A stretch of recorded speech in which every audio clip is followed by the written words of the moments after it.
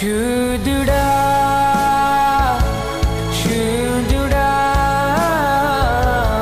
పరిశుద్ధ ప్రభువా. Praise the Lord. Live with God ప్రతి ఉదయం ప్రభు పాదాల చెంత అనే కార్యక్రమాన్ని చూస్తూ దేవుని యొక్క ఆశీర్వాదాలు పొందుతున్న మీ అందరికీ మన ప్రభువు ప్రియరక్షకుడైన యేసయ్య నామంలో శుభములు వందనాలు తెలియజేస్తున్నాను. ఈ దినపు వాక్య భాగం కీర్తనల గ్రంథం 68వ కీర్తన 19వ వచనాన్ని మనం ధ్యానించుకుందాం. ప్రభువు స్తుతి నొందునుగాక, అనుదినము ఆయన మా భారము భరించుచున్నాడు, దేవుడే మాకు రక్షణకర్త అయ్యున్నాడు. దావీదు గారు మాట్లాడుతున్నారు. దావీదు గారు ఎంత గొప్ప మాటలను మాట్లాడుతున్నారు చూసారా. ప్రభువు స్తుతి నొందునుగాక అన్నాడు. ఎందుకు స్తుతి నొందునుగాక? ఆయన అనుదినము మనల్ని ఏం చేస్తున్నాడట? మన భారాలు భరిస్తున్నాడు. ఆయన మనకు రక్షణకర్త అయి ఉన్నాడు. మన జీవితంలో దేవుడు మన భారాలను ఎన్ని భరిస్తున్నాడు కదా.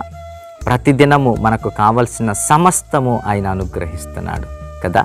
మనము పీల్చే గాలి కానివ్వండి, ఇదిగో వెలుతురు కానివ్వండి, ఇదిగో మనం త్రాగే నీరు కానివ్వండి, ఇవన్నీ లోకంలో ఎవ్వరూ మనకి ఇవ్వలేనివి.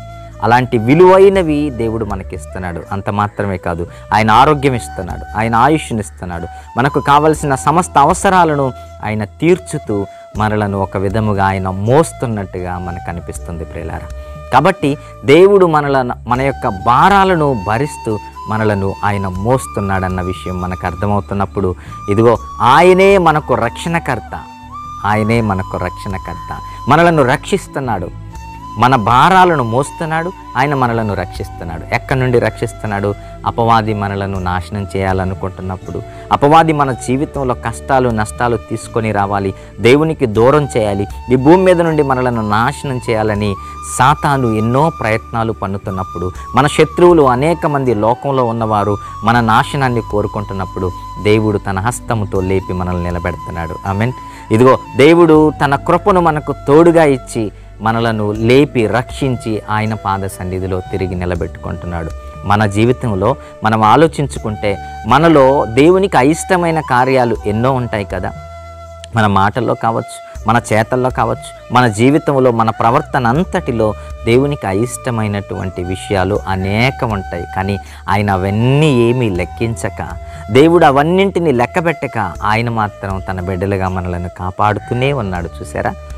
ఉదయం లేచిన వెంటనే ఇదిగో మనము ఆ దినమంతయు ఎలా గడపాలో అని మనం ఆలోచిస్తాం కదా. కానీ దేవుడు సురక్షితముగా ఆ దినాన్ని మనలను కాపాడుచు, ప్రయాణములు ఎందు, పని బాటలు ఎందు, అనేక కష్ట నష్టాలు ఎందు కాపాడుతూ ఆ దినము కూడా సంతోషంగా ముగిసేటట్లుగా దేవుడు చేస్తాడు కదా.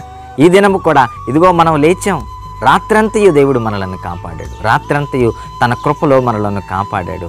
ఇదిగో ఒక నూతన దినాన్ని ఆయన మనకిచ్చాడు. ఆయన మనలను కాపాడుతున్నాడు, ఆయన మనలను రక్షిస్తున్నాడు, మన భారాలన్నింటినీ ఆయన మోస్తున్నాడు. అందుకే దావీదు ఏమన్నారు తెలుసా? ఇదిగో ఆయన నామము స్తుతి నొందునుగాక, ఆయన నామము స్తుతి నొందునుగాక. మీరు స్తుతిస్తున్నారా? దేవుడు చేసిన మేలులను తలంచుకుంటూ ఆయన నామాన్ని మహింపరుస్తున్నారా? ఆయనకు కృతజ్ఞతా స్తుతులను చెల్లిస్తున్నారా? ప్రతిరోజు ఆయన మన భారాలను మోస్తున్నాడు కదా, ఆయన మనలను రక్షిస్తున్నాడు కదా, మనలను కాపాడుతున్నాడు కదా. ఒక మాటలో చెప్పాలంటే దేవుడు మనలను కంటికి రెప్పవలే కాపాడుతున్నాడు కదా. ఆయన చేతి నీడలో ఇదిగో దాచుకొని మనలను కాపాడుతున్నాడు. అందుకే మనం సుఖముగా మన జీవితాన్ని గడపగలుగుతున్నాం, ఆనందంగా మన జీవితాలను ముందుకు కొనసాగించగలుగుతున్నాం. ఇదిగో సంతోషము మన జీవితాలలో, సమాధానము మన జీవితాల్లో, ఇవన్నీ మనుషులు మనకివ్వగలిగినవి కాదు, దేవుడు మాత్రమే మనకివ్వగలిగినవి కదా. దేవుడు ఇలాంటి గొప్ప గొప్ప మేలులు మన జీవితాల్లో చేస్తూ, మనలను మోస్తూ, మన భారాలను భరిస్తూ, ప్రతిదినం మనలను రక్షిస్తున్న దేవాది దేవుణ్ణి మీరు స్తుతిస్తున్నారా? మీరు ఆరాధిస్తున్నారా? మీరు ఆయన నామాన్ని మహిమపరుస్తున్నారా? ఒకవేళ మీరు అలా లేకపోతే ఆయన నిజంగా కృతజ్ఞత స్తుతులకు యోగ్యుడు. ఆయన చేసిన ప్రతి మేలులు తలంచుకుంటూ ప్రతిదినం ఆయనను స్తుతించడం మర్చిపోకండి. ఆయనను మీరు స్తుతించువారైతే ఆయన కృప ఎల్లప్పుడూ మీకు తోడుగా ఉంటుంది. ఆయన మేలులు ఇంకా మీ జీవితాలలో అధికముగా ఆయన చేయగలడని తెలియజేస్తూ ఈ మాటలు ముగిస్తున్నాను. దేవుడి మాటలను బట్టి మనలందరినీ దీవించునుగాక. ఆమేన్.